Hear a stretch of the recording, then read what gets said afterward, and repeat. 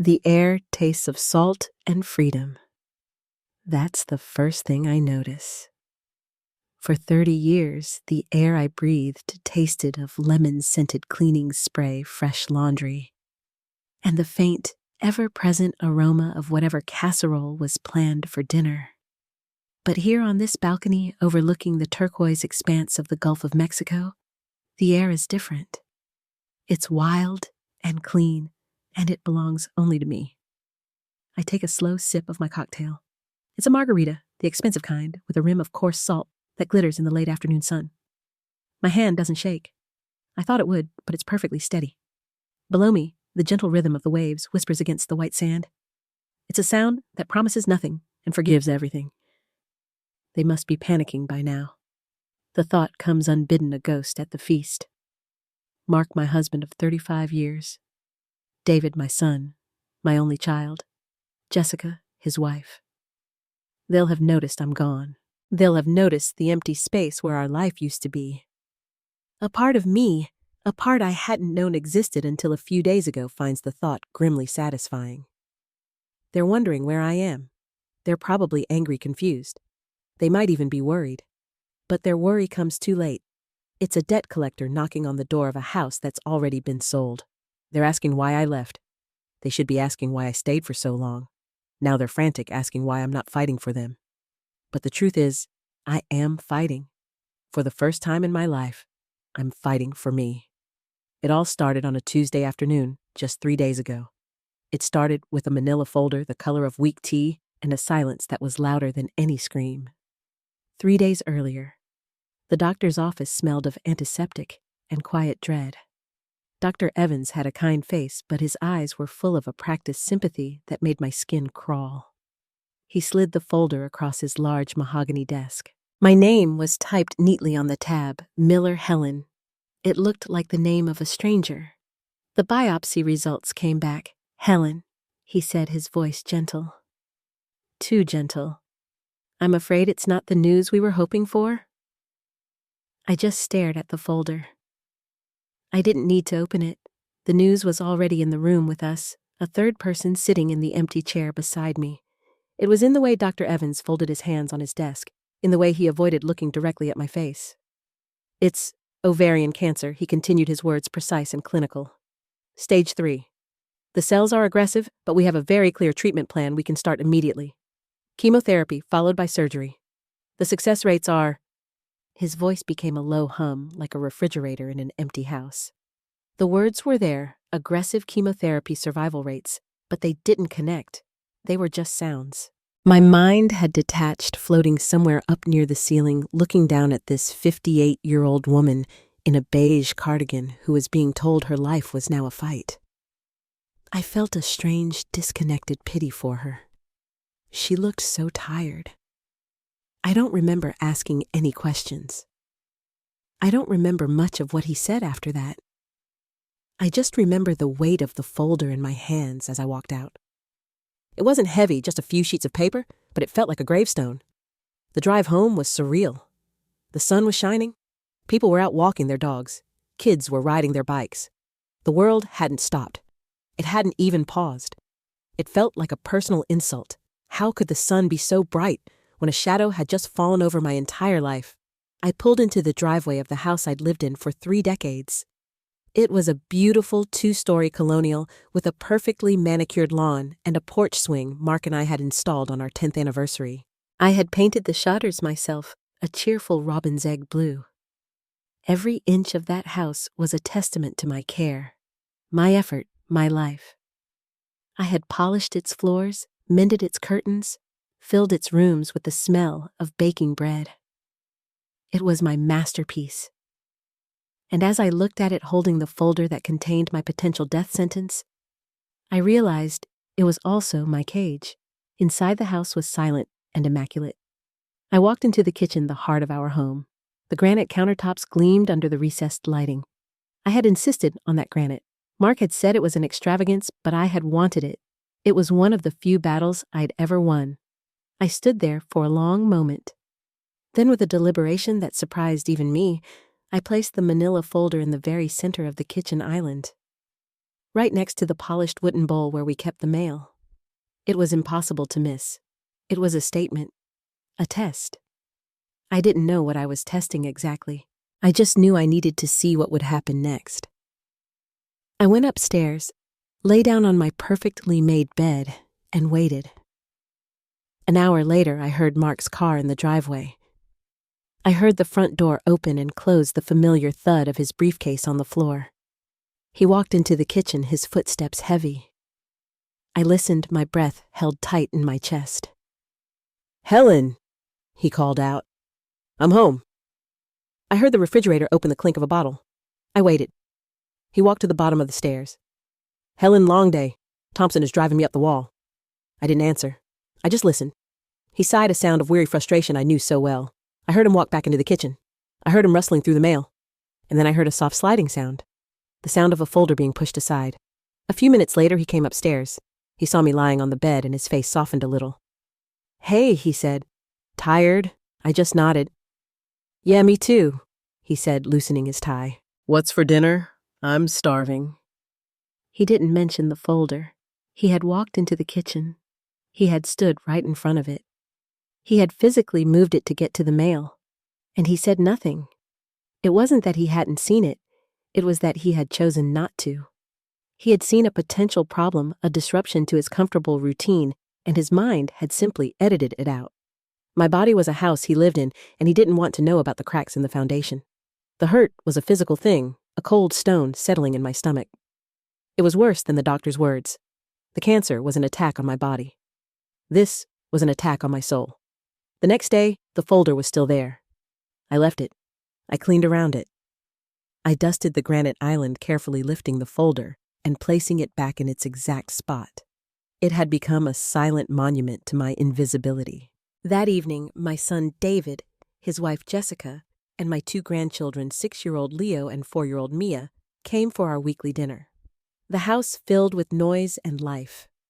Little feet thundered across the hardwood floors. Mia's high-pitched laugh echoed in the hall. For a few hours, the crushing silence in my head was drowned out. I served roasted chicken, mashed potatoes, and green beans, the meal I had made for them 100 times. I listened to David complain about his boss, the same complaints he had last week. I watched Jessica scroll through her phone, showing me pictures of a vacation her friend had taken. I cut up Leo's chicken into tiny perfect squares. I was a ghost in my own life, performing the functions they expected of me.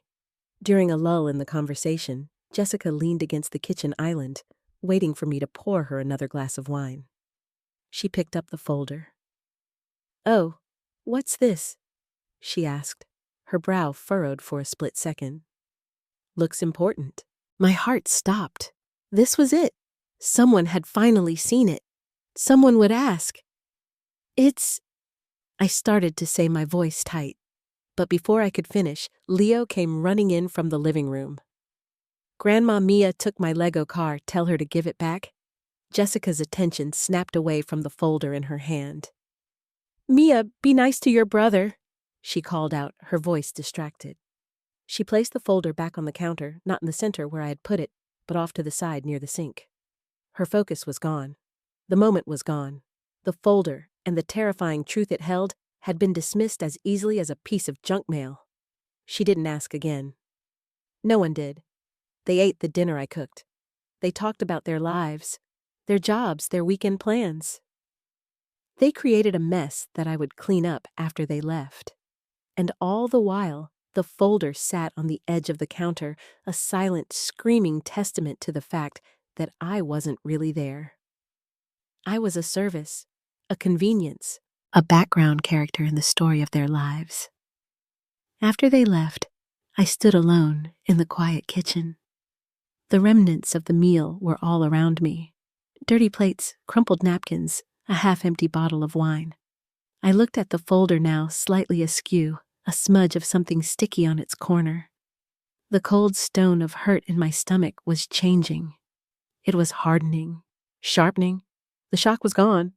The grief was gone. In their place, something new was beginning to grow. It was a cold, clear, and utterly calm sense of resolve. The diagnosis in that folder wasn't the real sickness. The real sickness was the life I had been living. and suddenly I knew with absolute certainty that I was done being treated for it. I was ready to find the cure. The third day dawned gray and indifferent. Rain traced lazy patterns down the window panes. I came downstairs to find the folder exactly where Jessica had left it, an afterthought near the sink. A small, damp ring had formed on the counter beneath it from a wet glass. The stain felt symbolic. My crisis was not just being ignored. It was being defaced by their carelessness. I made coffee the familiar ritual, a strange comfort in a world that had tilted off its axis. The aroma filled the kitchen, a scent that used to mean home and safety. Now it just smelled like the room where my life had been declared irrelevant. Mark came down a few minutes later dressed for work. He grunted a good morning and went straight for the coffee pot, pouring himself a large mug. He leaned against the counter opposite me, sipping the hot liquid, his eyes on the rain outside. He was inches away from the folder. He could have reached out and touched it without even stretching. "Looks like a miserable day," he said, his contribution to the morning's conversation. "It does." I agreed, my voice flat. He took another long sip. "Reminds me I need to clean out the gutters this weekend. If it keeps raining like this, they'll overflow." The gutters. He was worried about the gutters. My body was being flooded by a tide of rogue cells, and he was worried about rainwater. The absurdity of it was so profound, it almost made me want to laugh. It was a hysterical, desperate sound that caught in my throat. He finally looked at me, a flicker of something in his eyes. Not concern, annoyance. As if my silence was an inconvenience. "You're quiet this morning." "Just thinking," I said. "Well, try not to think too hard," he said, giving a weak, patronizing smile as he placed his empty mug in the sink right next to the folder. "David's stopping by to pick up the lawnmower. I told him he could borrow it. His is on the fritz again." And then he was gone off to a day of meetings and deadlines a day, where his biggest problem would be his irritating coworker, Thompson. He left behind the lingering scent of his aftershave and a silence that was thick with things unsaid. David arrived an hour later, letting himself in with the key he still had. He was a good son in the way a golden retriever is a good dog. Affectionate, loyal in his own way, but utterly focused on his own immediate needs.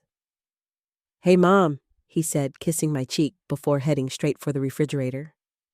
He pulled out the carton of orange juice and drank directly from it, a habit I'd been trying to break him of since he was 12. "Morning, honey," I said. "Your father said you were coming for the lawnmower." "Yeah, my yard looks like a jungle," he said between gulps. "Jess is having some friends over tomorrow. Gotta make it look respectable." He wiped his mouth with the back of his hand. His eyes scanned the kitchen.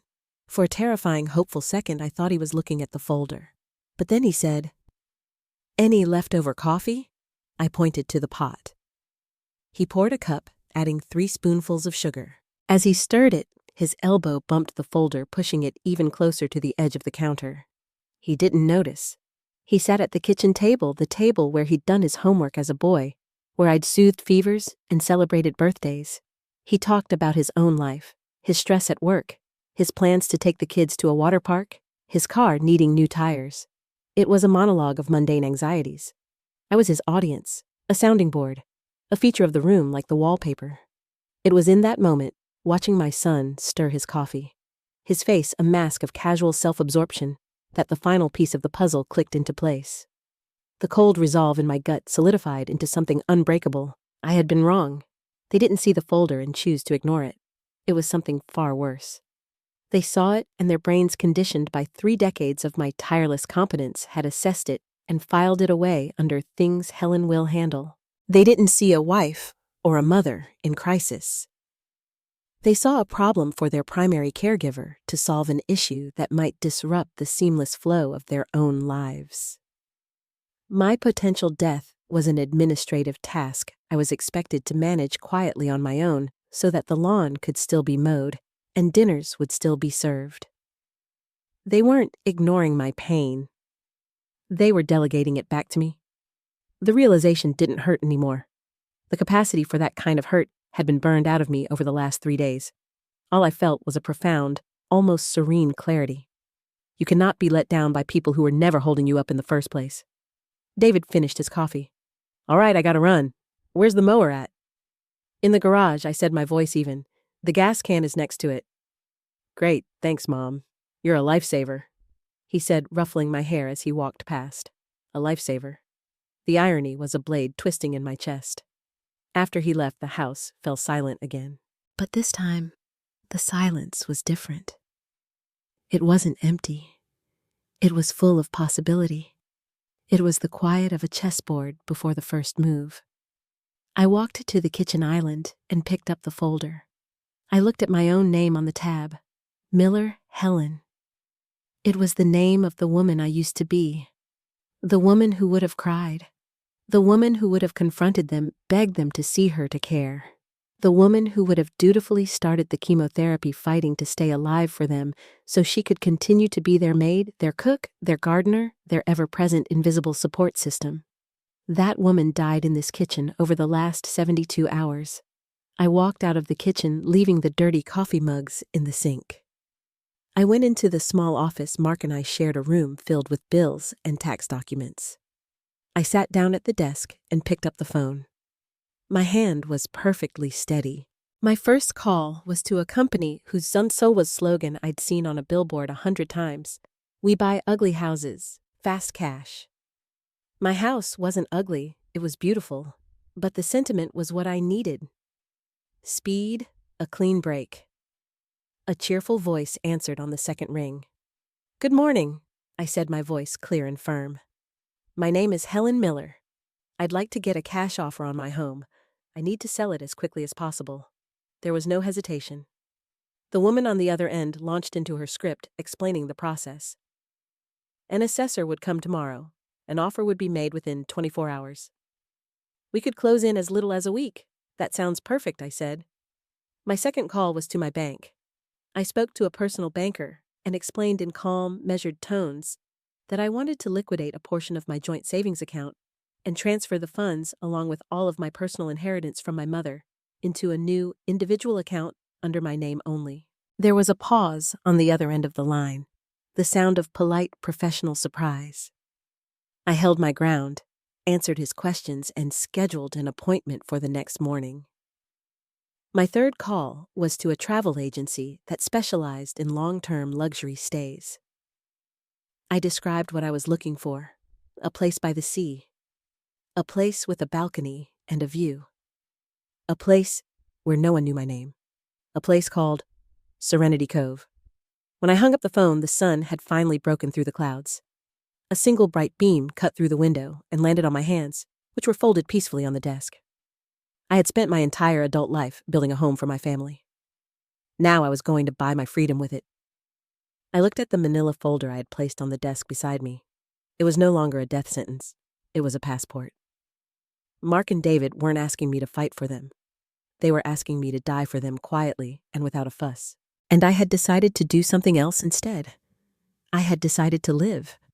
The machinery of my escape moved with a speed that was both terrifying and exhilarating. The next morning, a man named Mr. Henderson from the Fast Cash Reality Company came to the house. He was polite but clinical, walking through the rooms with a clipboard and an app on his phone. He saw the hardwood floors I had spent weekends polishing, the custom-built shelves in the living room that Mark and I had designed, the garden I had coaxed from stubborn clay soil. He didn't see the love or the history. He saw square footage and market comps. He was perfect. It's a lovely home, Mrs. Miller, he said, standing in the kitchen where the ghost of my invisible folder still lingered. Well maintained. He tapped a few more numbers into his phone. Given the current market and our business model, we can offer you $450,000. We can close in 5 business days. I knew the house was worth at least $600,000. A year ago, the thought of losing that much equity would have made me physically ill. But standing there, I did a quick, cold calculation in my head. $150,000. That was the price of my life. It was a bargain. I accept, I said without a flicker of hesitation. Mr. Henderson looked momentarily surprised. People were supposed to haggle to protest. My quick acceptance seemed to throw him off his script. Well, excellent. Our office will draw up the paperwork and send it over by this afternoon. Next was the bank. I sat across from a young man named Philip, whose nameplate gleamed on his desk. He had the earnest, slightly condescending air of someone who believes they know what's best for you. When I explained what I wanted to do, liquidate half of our joint savings and move it along with my personal inheritance into a new account under my name alone, his professional smile tightened. "Mrs. Miller," he said, steepling his fingers. "That's a significant transaction. Is your husband Mark aware of this?" "My husband's awareness is not a legal requirement for this transaction." I said, my voice as cool and hard as the marble floor. "This is my money. I am instructing you to move it." He shifted uncomfortably. "Of course. It's just that for a joint account, we typically recommend both parties be present for such a large withdrawal." "Is it a recommendation or a requirement?" I asked, holding his gaze. He faltered. "A recommendation." "Then I'd like to proceed." It took an hour of paperwork, of quiet clacking keyboards, and Philip's intermittent nervous glances in my direction. He probably thought I was a woman scorned running off with her husband's money after an affair. Let him think it. The truth was so much more complicated and so much simpler. I wasn't leaving Mark for another man. I was leaving him for myself. I walked out of the permit with a new debit card in my wallet and a feeling of dizzying power. The money was a tool, nothing more. It was the key to a door I hadn't even known existed a week ago. That afternoon, I packed. It was the most liberating act of my life. I walked past the closets full of sensible shoes and clothes I'd worn to parent-teacher conferences and family dinners. I ignored them all. I went online and ordered a new wardrobe to be delivered to my destination. Flowing linen pants, soft silk blouses, a wide-brimmed sun hat, a bathing suit that wasn't designed for modesty. Clothes for a woman I hadn't met yet but was eager to know. I took one small suitcase. Into it, I placed the brand new unopened set of watercolor paints and brushes David and Jessica had given me for my birthday 3 years ago. I had gushed over them, then put them in a closet because I never had the time. There was always a meal to cook, a floor to sweep, a grandchild to watch. Now, I had nothing but time. I added a few books I'd always meant to read, not the bestsellers from Mark's book club, but novels about women who traveled the world and broke the rules. I walked through the house one last time, a tourist in the museum of my former life. I looked at the gallery wall of family photos in the upstairs hall. David's first steps. Our family vacation to the Grand Canyon. Mark and I on our wedding day, young and full of a naive certainty. I felt a pang, not of sadness, but of a strange, wistful detachment. I was looking at people I used to know. I left every single photo on the wall. They belonged to the house. They belonged to a story that was no longer mine. On the kitchen island, in the exact center where the medical report had once lain, I placed a single sheet of notepaper. In my neatest handwriting, I wrote just 7 words. I need some time for myself. I didn't sign it, "Love Mom" or "Love Helen." I just left the words stark and unexplained. An explanation would be an invitation to argue. A plea for understanding would be a sign of weakness. This was a statement of fact. I put the new suitcase in the back seat of my car along with my purse and the manila folder. I didn't look back at the house as I pulled out of the driveway. I kept my eyes on the road ahead. The drive south was a blur of highways and changing landscapes. I drove for 10 hours, stopping only for gas and coffee. With every mile I put between me and my old life, I felt a layer of weight sloughing off. The weight of expectations. The weight of being needed. The weight of being unseen. I arrived at Serenity Cove just after sunset. It was exactly as the pictures had promised. A sprawling, elegant resort nestled against a private beach. A valet whisked my car away. A bellman took my single suitcase. The lobby was cool and smelled of sea salt and hibiscus. My suite was on the top floor. It had a king-sized bed with a mountain of white pillows, a bathroom bigger than my old office, and a wide balcony that faced the ocean. I stepped outside. The humid, salty air wrapped around me like a hug. In the distance, the lights of a few ships twinkled on the dark water. The sound of the waves was a constant, soothing hush. I was utterly, completely alone. And it was glorious. The first couple of days were strange. I would wake up early, my body still tuned to Mark's work schedule, and for a split second I'd think about what to make for breakfast. Then I'd remember, I don't have to make breakfast. I can order it. I can eat it in bed. I can eat cake for breakfast if I want to. The first time I ordered room service, my voice shook a little. It felt decadent, wasteful. I had spent my life calculating grocery budgets and using up leftovers. The idea of paying $20 for a plate of eggs and a pot of coffee felt like a crime. But when it arrived, wheeled in by a polite young man who called me ma'am, I ate every bite on my private balcony watching the pelicans dive into the surf. It was the most delicious meal I'd ever had. I walked on the beach for hours. I let the water lap at my ankles.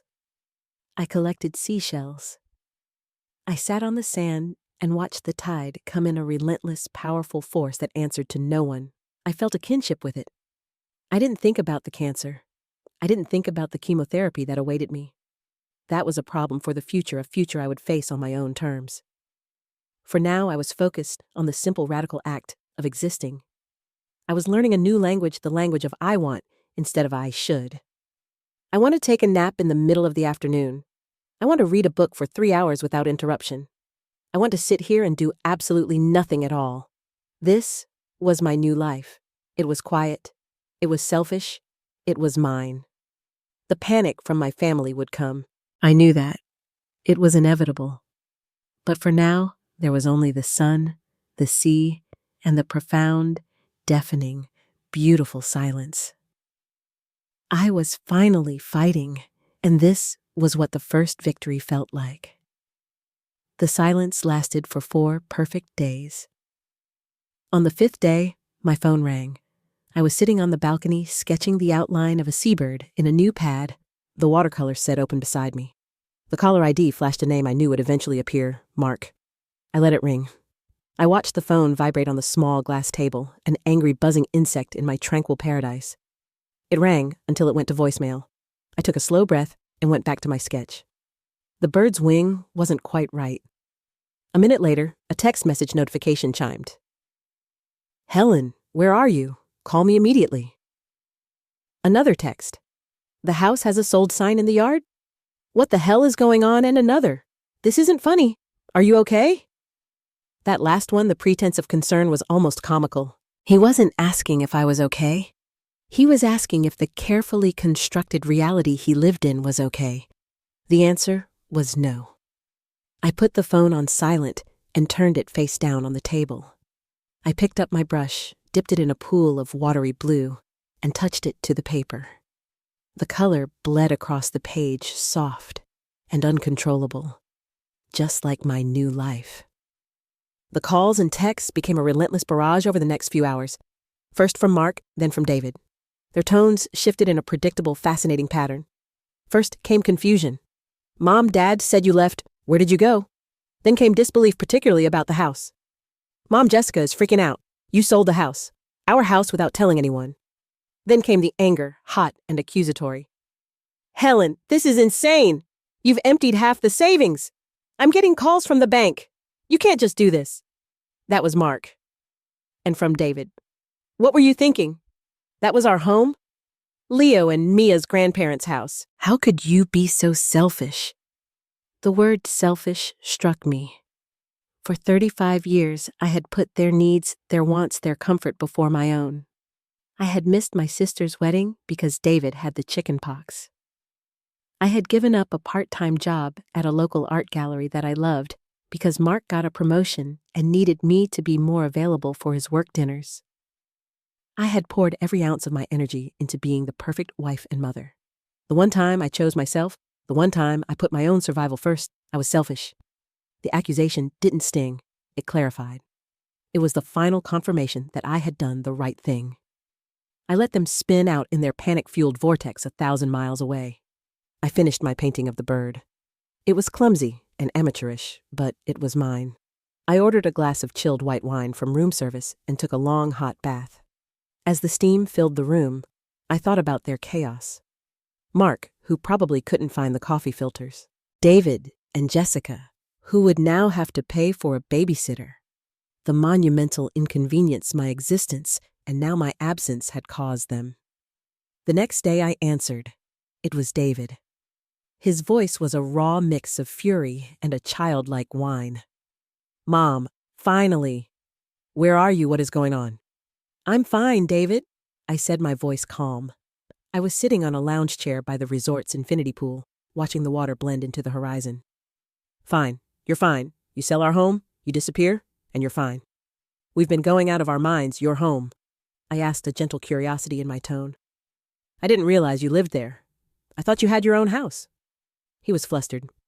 "You know what I mean? The family home. And you didn't just leave, you took all that money." "It's my money, David. The inheritance from your grandmother and half of the savings I spent 30 years helping to build. I decided to use it." There was a sputtering sound on the other end of the line. "Use it for what?" "To run away from your family, to abandon us." "No," I said simply. "I'm using it to live." Then came the line I had been waiting for. The line that was the entire reason for this grand, dramatic, desperate act. "Why, Mom?" he asked, his voice cracking with a frustration that bordered on a tantrum. "Why didn't you just stay and fight? Why aren't you fighting for us?" The question hung in the warm, salty air. Fighting for us. The words were so revealing, so brutally honest in their self-absorption. He didn't see me as a person who needed to fight for her own life. He saw me as a resource, a utility that was malfunctioning. He wanted me to fight to preserve his comfort, his routine, his access to a free babysitter and a home-cooked meal. "Oh, David," I said, and for the first time, a genuine sadness touched my voice. "Not for me. For him. For his blindness. You still don't get it. You were never the ones I needed to fight for." I ended the call. That afternoon, I decided to explore the resort's small library. It was a quiet, sun-drenched room with comfortable armchairs and floor-to-ceiling windows overlooking a lush garden. As I was browsing the shelves, an older gentleman sitting in one of the chairs looked up from his book. He had kind, intelligent eyes and a warm, genuine smile. "That's a good one," he said, gesturing to the book in my hand. "A bit bleak, but beautifully written." "I'm looking for something to get lost in," I admitted. "Aren't we all?" he said with a soft chuckle. "I'm Arthur Vance. Helen?" I replied, shaking his offered hand. We started talking. It was easy, effortless. He was a retired history professor from Chicago whose wife had passed away a few years prior. He came here every winter to escape the cold and the memories. He spoke about his late wife with a love so profound and gentle. It made my heart ache for something I'd never truly had. He talked about her passions, her quirks, her fierce intelligence. He saw her. Even in her absence, he still saw her completely. He asked me what I did, and for the first time, I didn't say, "I'm a wife and a mother." "I'm learning to be a painter," I said. The words felt strange and wonderful on my tongue. His eyes lit up. "Is that so? My wife, Eleanor, she painted?" She said it was the only way she could make the world quiet enough to hear herself think. The truth of that statement hit me like a physical blow. That was exactly it. That was what I was doing here. I was trying to make the world quiet enough to hear myself think. We talked for over an hour. He didn't ask where I was from, or if I was married, or if I had children. He asked me what I liked to paint. He asked me what colors I was drawn to. He asked me about the book in my hands. He saw the woman sitting in front of him, not the sum of her relationships or her duties. When I left the library, something inside me had shifted. The peace I had found in solitude was wonderful, but the connection I felt with Arthur was something else entirely. It was the peace of being seen, of being recognized as an individual with a mind and a heart and passions all of my own. Later that week, he saw me sketching by the pool and came over. He looked at my clumsy attempts to capture the reflection of the sun on the water. "You have a good eye for light," he commented. He wasn't flattering me, he was observing. The trick is not to draw the light itself, but the shadows it creates. It was the first piece of genuine constructive feedback I'd ever received about my art. It was a small thing, but it felt monumental. It was a sign that this new person, this painter named Helen, was real. She wasn't just a fantasy I'd invented. Someone else could see her too. The frantic, demanding voices of my family began to feel very, very far away. They were a part of the past that was fading with every new brushstroke, every quiet conversation, every moment I chose to be Helen and nothing else. Life settled into a new rhythm, one governed by the tides, and the sun, not by a family schedule. Mornings were for painting on the balcony, my skills slowly improving under Arthur's gentle occasional guidance. Afternoons were for long walks on the beach or quiet hours in the library. Evenings were often spent sharing a simple dinner with Arthur on the resort's terrace, talking about books and history and art. He was the kindest man I had ever known, a friend whose presence was a balm to my bruised soul. He never pried, but he listened with an empathy that made me feel safe. But reality has a way of intruding no matter how beautiful the sanctuary. The cancer was not a metaphor. It was a ticking clock inside my body. One morning, I woke up with a deep, throbbing ache in my abdomen, a grim reminder of the folder that had started it all.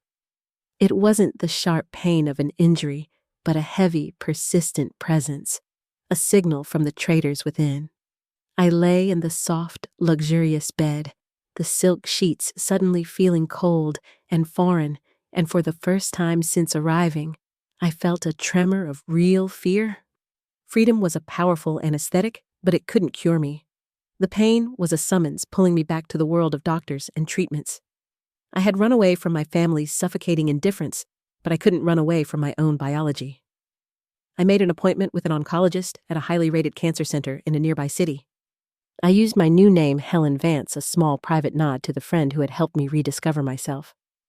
The act felt like another layer of armor. Helen Miller was the woman who had been ignored. Helen Vance was the woman who was taking control.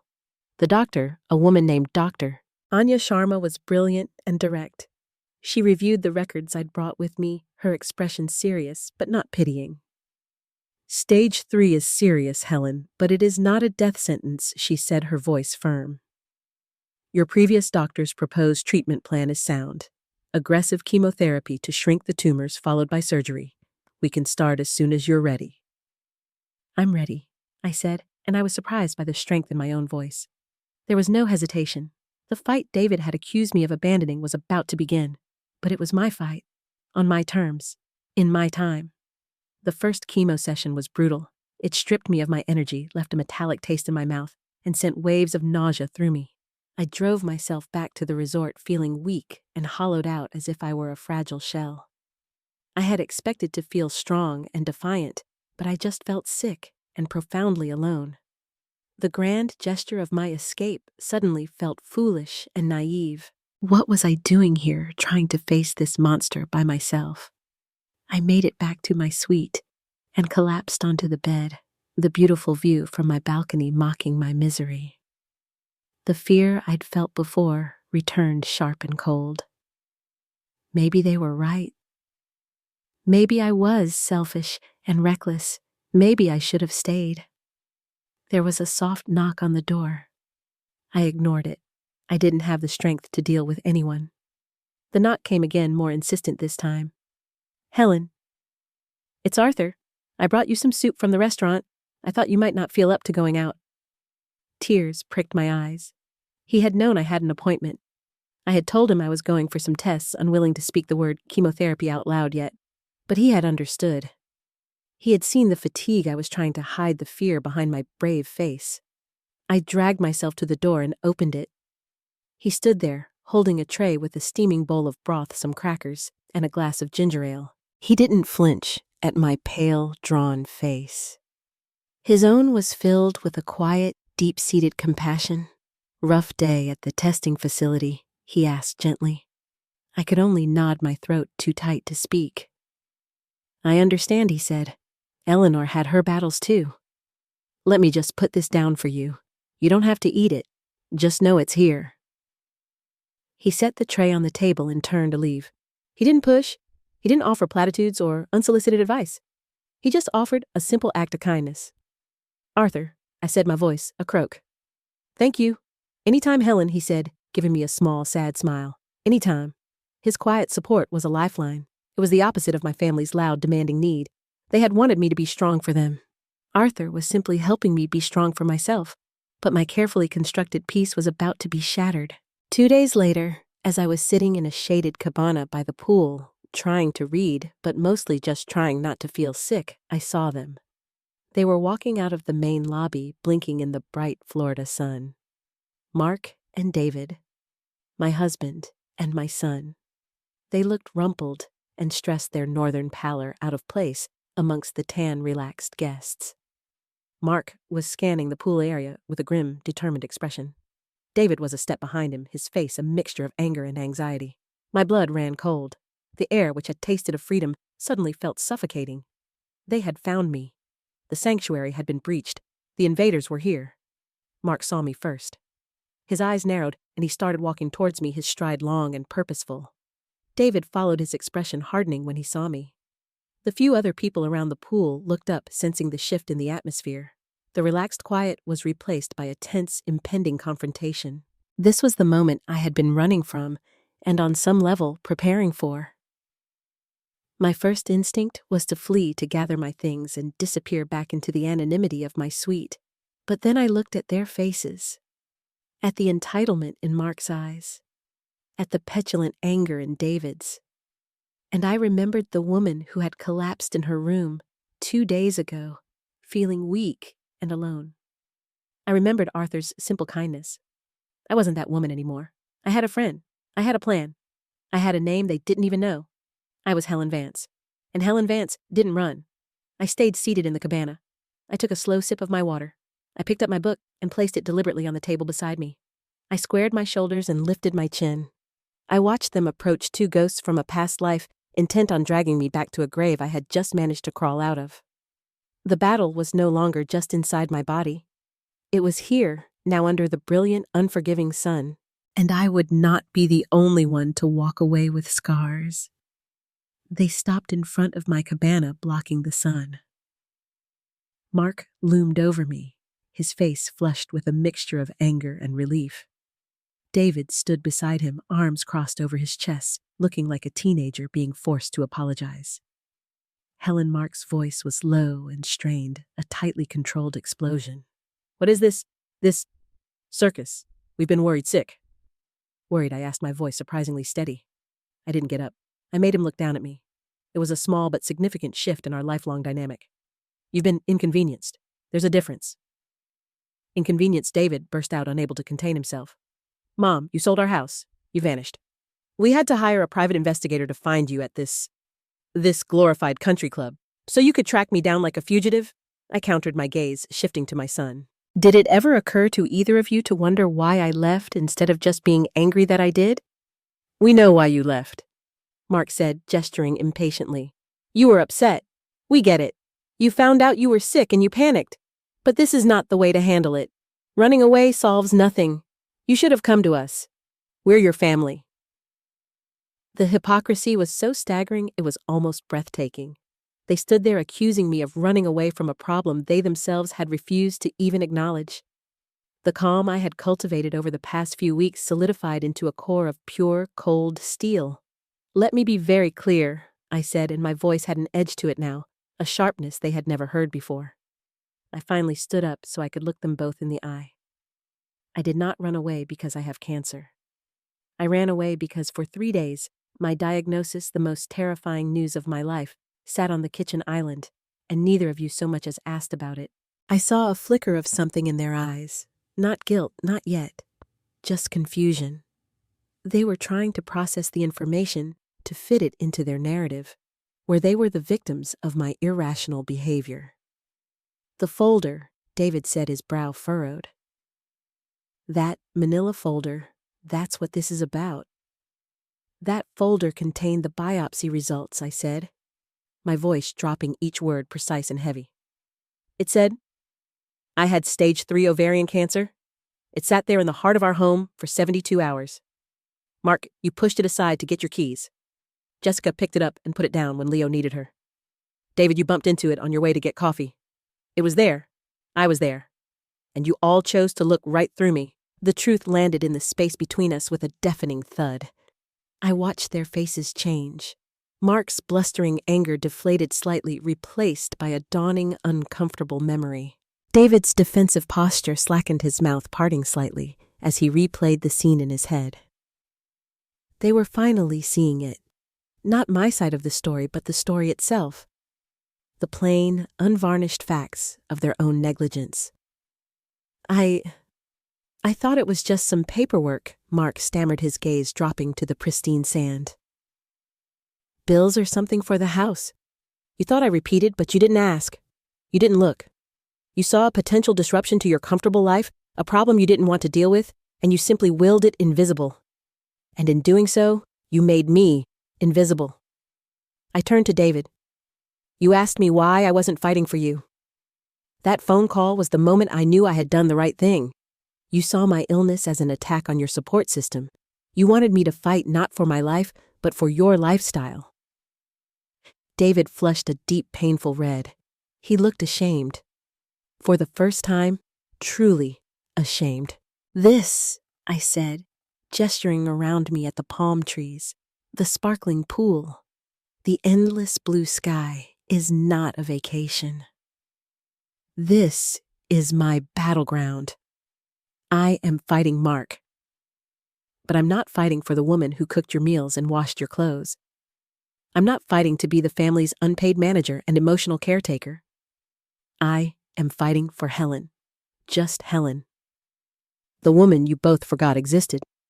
A small crowd of onlookers had started to gather at a discreet distance, their curiosity piqued by the raw, quiet drama unfolding. Among them, I saw Arthur.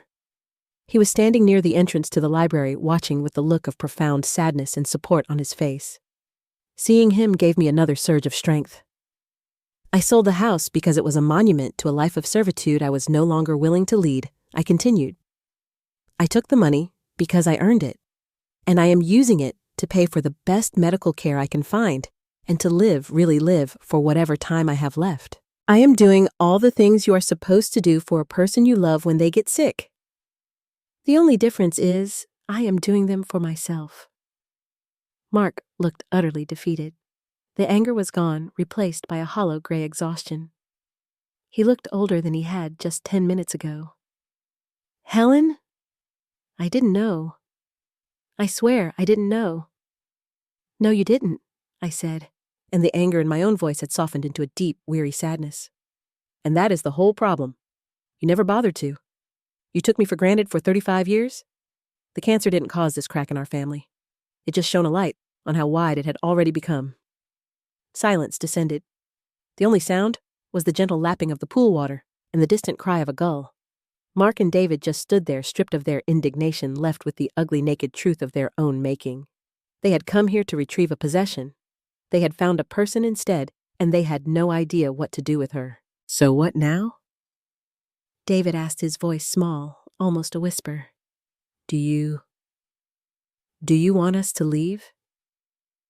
It was the first question either of them had asked that wasn't about them. It was a tiny, fragile seed of something new. I looked from my son's lost face to my husband's broken one. The fury that had fueled me was gone, burned away in the fire of my confession. All that was left was a vast, quiet emptiness. I was tired from the chemo, tired from the confrontation, tired from a lifetime of carrying a weight I had only just set down. Yes, I said. I want you to leave, go home, figure out how to work the coffee machine, learn how to manage your own lives, and for God's sake, learn to see the people in front of you. I turned and walked away, leaving them standing there in the ruins of the world they thought they knew. I walked towards the library, towards the quiet understanding in my friend's eyes. The battle was over. The war I knew was just beginning. Mark and David left without another word. I watched them retreat through the lobby, their shoulders slumped. Two men adrift in a sea of their own creation. There was no triumph in their departure, only a profound sense of exhaustion and a sorrow so deep it felt like a part of my own bone marrow. I had won the argument, but the victory felt strangely hollow. Breaking something, even something that was already broken, leaves you with nothing but pieces. Arthur met me at the door to the library. He didn't say, "I told you so," or "You were amazing." He just placed a gentle hand on my arm.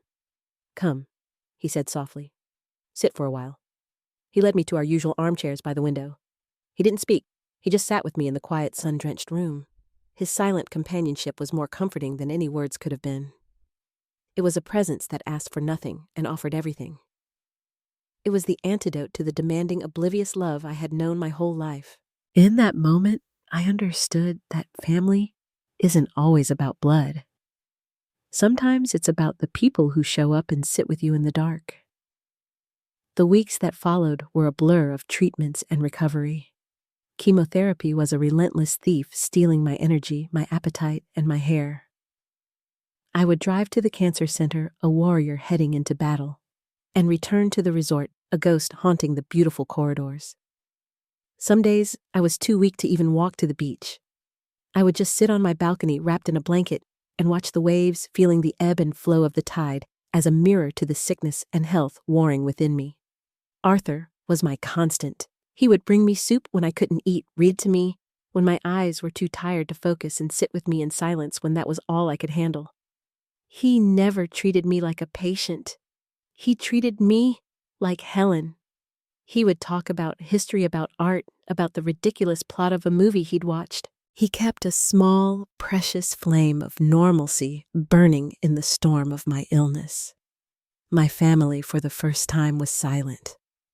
The barrage of calls and texts stopped. After the confrontation at the pool, a ceasefire had been called. I didn't know if it was because they were ashamed, or angry, or simply lost. Part of me was grateful for the peace. Another part, a small, stubborn part that I couldn't quite extinguish, felt the sting of their absence. It was one thing to choose to be alone.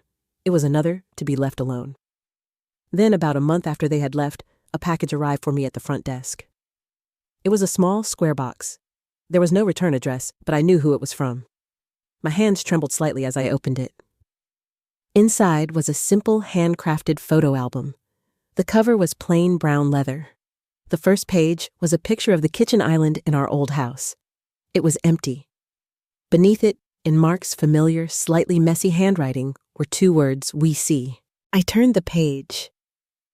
It was a picture of Mark standing in the kitchen, proudly holding up a horribly burnt roast chicken. The caption read, "First attempt. The smoke alarm sends its regards." The next page showed the lawn, overgrown and ragged. The one after that showed it freshly, if unevenly mowed. "David's masterpiece," the caption said. Page after page, it was a chronicle of their fumbling attempts to live without me. A picture of a disastrously messy laundry room. A photo of Jessica and the kids eating takeout pizza on paper plates. A picture of Mark reading a bedtime story to Mia, his glasses perched on the end of his nose. They weren't pleas for me to come back. They weren't apologies, not in the traditional sense. They were evidence. They were proof that they were finally learning the language of the life I had lived. They were showing me, not telling me, that they understood. They were starting to see the 1,000 invisible tasks that had made up my existence. The last page of the album was a new photo. It was a picture of David's son, Leo, holding up a drawing. It was a childish, colorful scribble of a stick figure with bright yellow hair standing on a beach under a smiling sun. At the bottom, in clumsy block letters, Leo had written, "We miss you, Grandma. I hope you are feeling better." Tears streamed down my face. Not tears of sadness or anger. They were tears of a complex, heart-wrenching, and hopeful grief. The grief for the family we could have been, and the hope for the family we might still become. The surgery was scheduled for the following month. It was a long, complicated procedure. When I woke up in the recovery room, groggy and sore, the first thing I saw was Arthur sitting in a chair by my bed, reading a book. He looked up and smiled, his eyes full of relief. "Welcome back, Helen," he said. "The doctors said it went very well." "They're optimistic. You're still here," I whispered, my voice hoarse. "Of course," he said, as if it were the most obvious thing in the world. A nurse came in a few minutes later. "You have some other visitors," she said, smiling. "They've been waiting very patiently." She opened the door, and Mark and David walked in. They looked hesitant, uncertain. They were holding a small, brightly colored bouquet of flowers. They didn't rush to my bedside. They stood by the door as if waiting for permission. Mark was the first to speak. His voice was thick with emotion. "Hi, Helen. We just wanted to be here, in case you needed anything." He didn't say we need you. He said in case you needed anything. The shift was seismic. I was too weak to say much. I just looked at them, at these two men who were so familiar and yet so new. I saw the fear in their eyes, but it was fear for me, not for themselves. I gave a small, tired nod. It was enough. They came closer, and David placed the flowers on the bedside table. The road to recovery was long. I sold my suite at the resort and rented a small, quiet cottage on the beach nearby. It was more manageable, more permanent. My fight was far from over, but the prognosis was good. The doctors had gotten the cancer. Now I had to heal the rest of me. My family didn't move back in. They didn't try to take over. They visited. They brought groceries. Mark learned to make a decent chicken soup. David fixed a leaky faucet in my bathroom without being asked. Jessica would drop by with the kids, and they would play on the beach while she and I just sat and talked. They were learning a new way to love me. Not as a function, but as a person. They were learning to give, not just to take. My story doesn't end with a perfect storybook reconciliation. We are not the family we were, and we never will be. The cracks are still there. But now we can see them. We acknowledge them. And we are trying slowly and clumsily to fill them with something better. With respect, with awareness, with a love that is earned and chosen every single day. Some afternoons, I still sit on my porch and paint. My canvases are filled with the ocean in all its moods. It is wild and calm, raging and serene. It is a reminder that life is not one thing. It is everything all at once. I am still fighting, but it's a different kind of fight now. It's the fight to stay present, to stay grateful, to stay Helen. My family isn't asking me to fight for them anymore. They are finally learning to fight alongside me. And that has made all the difference.